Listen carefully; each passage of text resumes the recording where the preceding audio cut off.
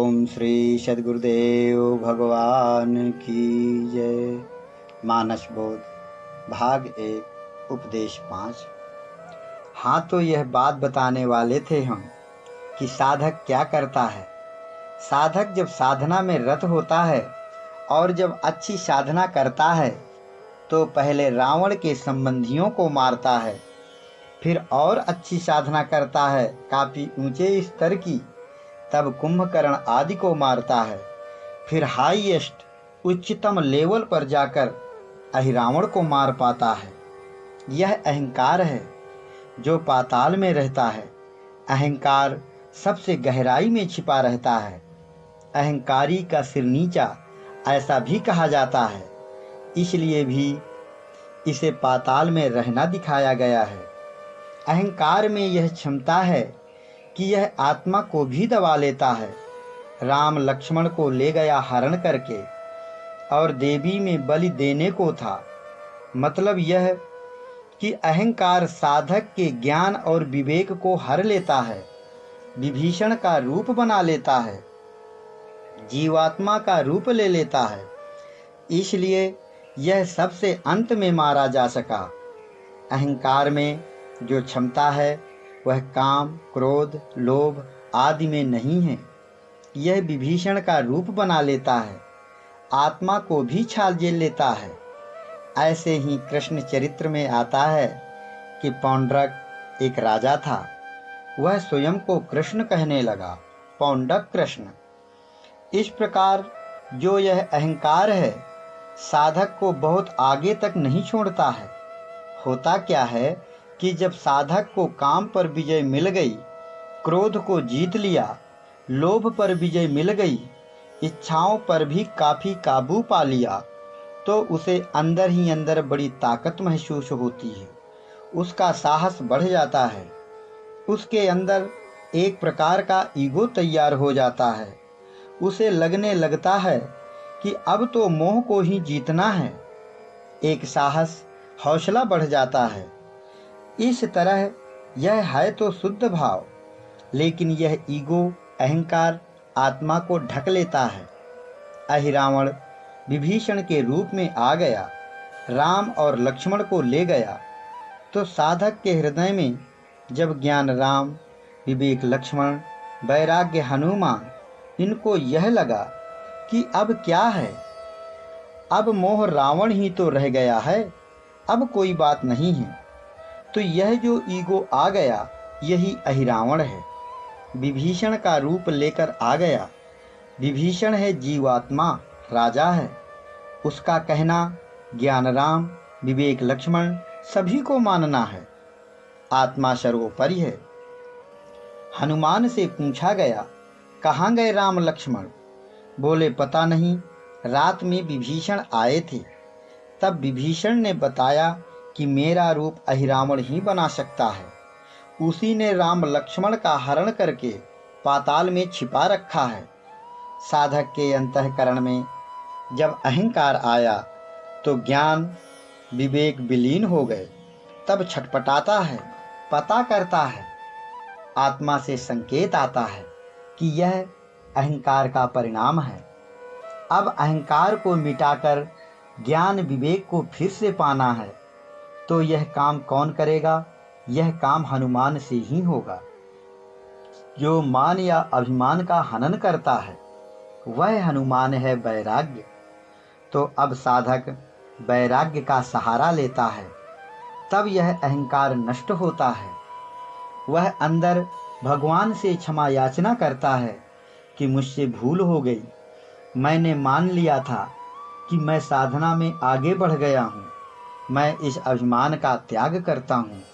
इस तरीके से अभिमानहीनता रूपी हनुमान अहंकार अहिरावण को मारकर ज्ञान विवेक रूपी राम लक्ष्मण को फिर से ले आते हैं। थोड़े से समय में यह सब अपने अंदर घटित हो जाता है। बाहर की घटनाएं इतने कम समय में कैसे होंगी? इस तरह से यह अध्यात्म चलता है। यह मानस का मूल रहस्य है। अब रावण को ले लो। रावण मोह है। मोह सकल व्याधिन कर मूला। यह बड़ा बलवान है। इस रावण के 10 सिर हैं। सूक्ष्म जगत में 10 इंद्रियों से भोग करता है, इसलिए दशानन कहा जाता है। यह मेरा यही मोह है, और यह तेरा यही प्रेम है। मोहासक्त मन ही रावण बन जाता है, माया के लिए रोता रहता है, इसलिए रावण कहा जाता है। काया रूपी कैलाश में अनुगत चेतन का प्रतिबिंब शंकर है। उसे उठाने में हाथ दब गया तो बहुत रोया, इसलिए रावण नाम पड़ गया। यह संतों को परेशान करता है, संतों से कर वसूल करता है। संत साधक जो खून पसीना लगाकर भजन रूपी कमाई करते हैं, उसे यह मोह छीन लेता है। धनुष बाण लेकर इसे मारते हैं। ध्यान ही धनुष है, त्याग तरकश है, बाणी ही बाण है। यह बाणी जो शब्दों के रूप में मिलती है। सत्य क्या है, असत्य क्या है, शब्द से पता चलता है, शास्त्र से पता चलता है। शास्त्र रूप शस्त्र से, बाणी रूपी बाण से मोह को नष्ट किया जाता है, गलत को गलत किया जाता है। बाणी के द्वारा साधक के अंदर का मोह नष्ट कर दिया जाता है। यही तो लिखा है, बंदौ गुरुपद कंज कृपा सिंधु नर रूप हरि, महामोह तम पुंज जासु बचन रवि कर निकर। गुरु वाणी से ही हृदय का मोहांधकार मिटता है। इस तरह इस मोह या अज्ञान के नष्ट होने पर साधक के अंदर ज्ञान का प्रकाश हो जाता है, राम की विजय हो जाती है। रावण का दाह संस्कार करके फिर विभीषण राजा बन जाता है। जीवात्मा ही विभीषण है, फिर राम राज्य हो जाता है। विभीषण व्यापक तत्व है और राम एटम परमाणु है। उसमें एडजस्ट हो जाओ, बस काम पूरा हो जाता है। इच्छा से रहित हो जाओ, बाहर से आंख मूंद लो, अंदर एडजस्ट हो जाओ, बस फिर आखिर में त्याग का त्याग कर दो। शक्ति का भी त्याग कर दो, सीता का भी त्याग कर दिया गया। इस तरीके से साधक को ध्यान देना चाहिए कि यह कंपोजिशन कैसे बैठेगा। हाँ, बैठेगा तो तभी जब हम क्रिया करेंगे, प्रैक्टिकल करेंगे। नहीं करोगे तो भुला जाओगे, बैठा नहीं पाओगे, गड़बड़ हो जाएगा। रटने से काम नहीं बनता। जो लोग इस ज्ञान के सूत्र बोलते हैं, करते कुछ नहीं है, उन्हें कुछ नहीं मिलता। इसके लिए विश्वास होना चाहिए। बगैर विश्वास के परिणाम नहीं मिलता। बिन विश्वास भगति नहीं, तो बगैर विश्वास के वह ज्ञान हमें परिणाम नहीं देता, कार्य में परिणित नहीं कर सकता। और जब विश्वास होता है तो ईश्वर स्पष्ट हो जाता है, अनुभूति हो जाती है। यह हो तो जाए, लेकिन अंदर एक ऐसी बीमारी लगी है कि विघ्न डाल देती है। अंतःकरण में यह जो तर्कना है कि ऐसा नहीं ऐसा है, यह नहीं यह हो सकता है, यह सही है कि वह सही है, ऐसी जो तर्कना है, साधक साधना करते हुए इसके चक्कर में पड़ जाता है। यह जो तर्कना है, यह ताड़का राक्षसी है। विश्वास विश्वामित्र है। ईश्वर की जानकारी यज्ञ है। कहानी ऐसी है कि विश्वामित्र यज्ञ करते थे तो ताड़का और उसके 2 लड़के मारीच और सुबाहु यज्ञ में विघ्न डालते थे, तो वह असफल हो जाते थे। अब साधक में विश्वास आ गया, अब यह धुरी बन गई, अब इसी में तुम्हें रहना है, अलग नहीं जाना है। भजन की जगह अपना अंतःकरण है, जो हर जगह हर समय समान रूप से अपने में है। समय और देश करके बाधित न बनो। तो जब साधक में विश्वास आया तो तर्कना ताड़का मारी गई। तर्कना को समाप्त किया तो सुबाहु, जो मन का खराब स्वभाव है, वह आ गया। अब जैसे मन में स्त्री का चिंतन करने की आदत पड़ गई या धन का चिंतन करने की आदत बन जाए, तो यह आदत जल्दी छूटती नहीं। ऐसा स्वभाव ही सुबाहु है, मन ही मारीच है, जो स्वभाव को बल देता है। ये दोनों तर्कना के प्रभाव से साधना में विघ्न डालते हैं, लेकिन जब विश्वास दृढ़ हो जाता है तो भगवान से कम्युनिकेशन संपर्क हो जाता है और तर्कना समाप्त हो जाती है, स्वभाव भी मर जाता है और मारीच को दूर हटा दिया जाता है, अर्थात मन का रूपांतरण हो जाता है। तो यह गोस्वामी जी के अंदर का कंपोजिशन है। हो सकता है कि किसी साधक के अंदर या हमारे अंदर किसी और तरह का कंपोजिशन बने।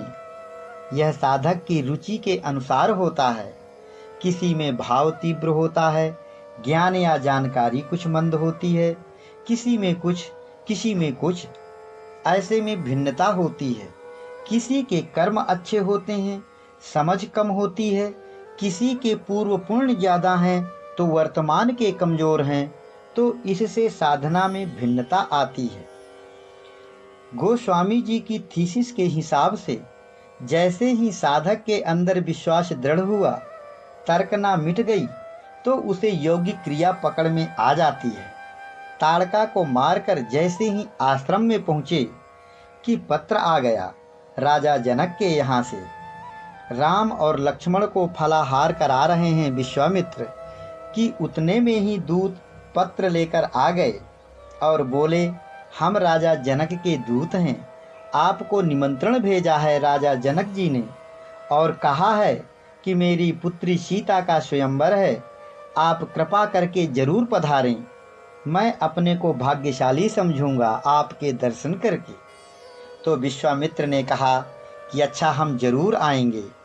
उधर राम और लक्ष्मण को बताते हैं कि राजा जनक की एक अति सुंदर कन्या सीता का स्वयंवर है, वहाँ से निमंत्रण आया है, चलोगे हमारे साथ?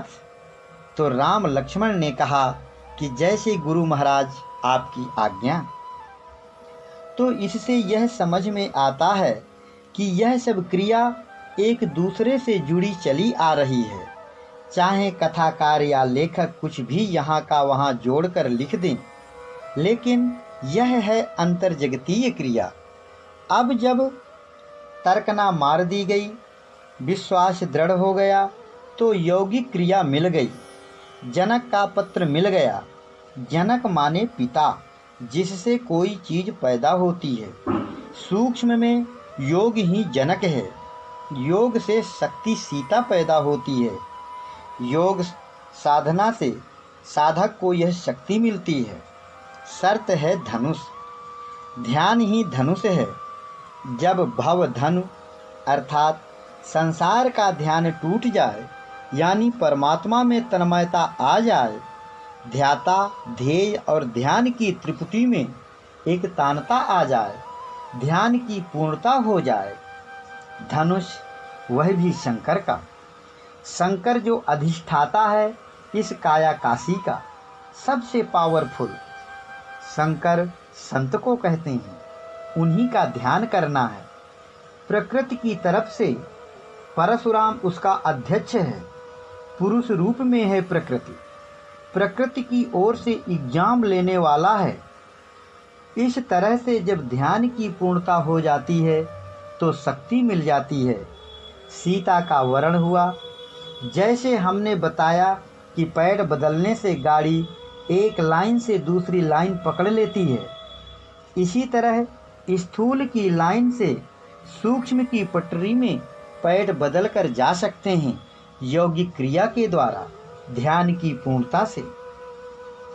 शक्ति मिल जाने से ईगो आ जाता है, यद्यपि वास्तव में अभी वह शक्ति संपन्न नहीं हुआ। जहाँ थोड़ी सी प्रगति हुई, थोड़ा कम्युनिकेशन हुआ, तो साधक का मन मान बैठता है कि मैं ब्रह्म हो गया।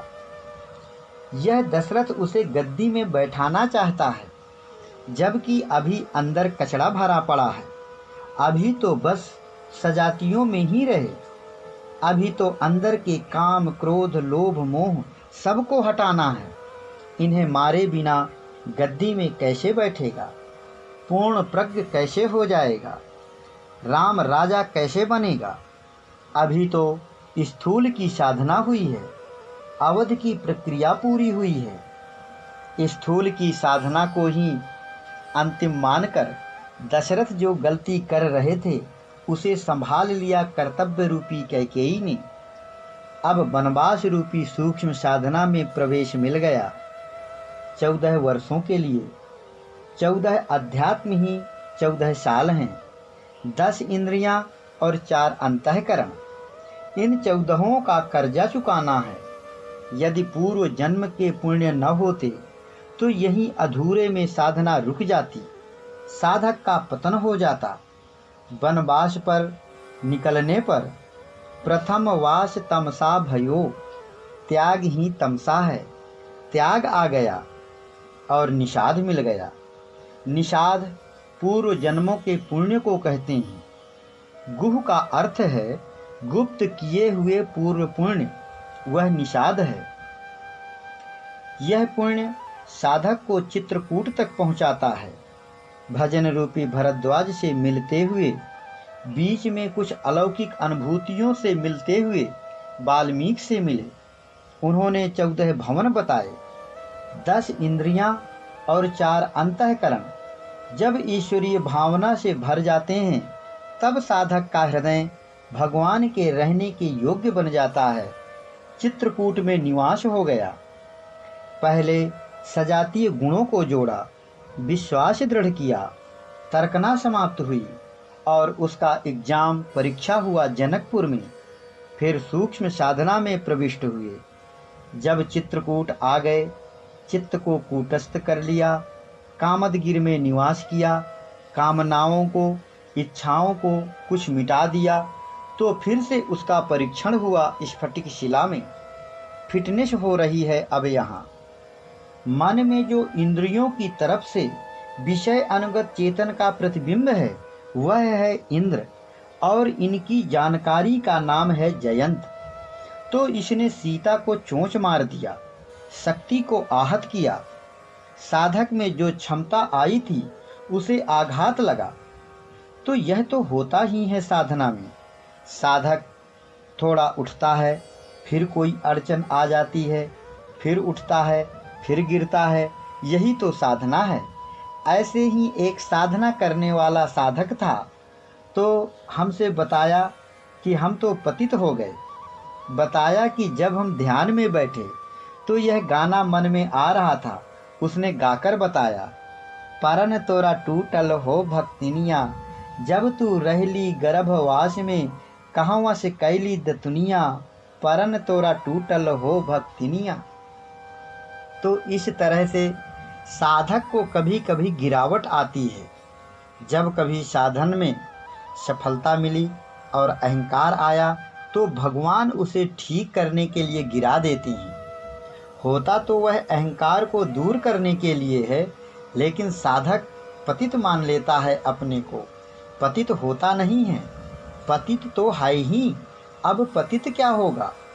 पतित तो पहले से ही रहा है, अब तो गिरते पड़ते आगे बढ़ रहा है। इसलिए साहस नहीं खोता है। अगर अच्छे गुरु का समझाया हुआ है तो अब अटैक होता है तो शक्ति पर ही तो होगा, राम पर नहीं होगा, लक्ष्मण पर नहीं होगा, शक्ति पर ही होगा, उसी का ह्रास होगा। जयंत का चोंच मारना क्या है? कोई विषय संबंधी पूर्व काल की बात जब साधन काल में स्मरण आ जाती है, यही है चोंच मारना। और फिर जो सावधान साधक हैं, मन की इस हीनता को जानकर साधना में इतना तल्लीन हो गया कि वह विषय का चिंतन तीनों लोकों में कहीं जगह नहीं पा सका और सरेंडर होकर नष्ट हो गया। सींक धनुष सायक संधाना। सींक का मतलब है सूक्ष्म सुरति, गहरी सुरति। ध्यान की गहराई ऐसी कि उस दुर्गुण को फिर कहीं जगह न मिल सके। तो अब हमें फिटनेस मिल गई। थोड़ा गिरने को हुए और फिर संभल गए तो ताकत बढ़ गई। तो फिर अत्रि, सत, रज, तम इन 3 गुणों से अतीत और अनसूया, असूया कहते हैं माया को, अनसूया अर्थात माया से परे, यह अवस्था साधक को मिल गई और फिर एक धक्का लगा विराध के रूप में, उसे खत्म किया तो फिर प्रगति हो गई, सुतीक्षण से भेंट हुई अर्थात तीव्र ध्यान में लीन हो गया तो कुंडलनी जागृत हो गई, मतलब कुंभज या अगस्त मिल गए, वहाँ बड़े अस्त्र शस्त्र आदि मिल गए अर्थात दिव्य विभूतियों से युक्त हो गया साधक। ऐसे आगे चलती जाती है यह मानस की कथा, यह साधन प्रक्रिया। साधना काल में और गैर साधना काल में अंतर आता है। साधक जिसे साधना बताई गई है और आम जनता जो साधना नहीं करती, उसमें बहुत अंतर आता है।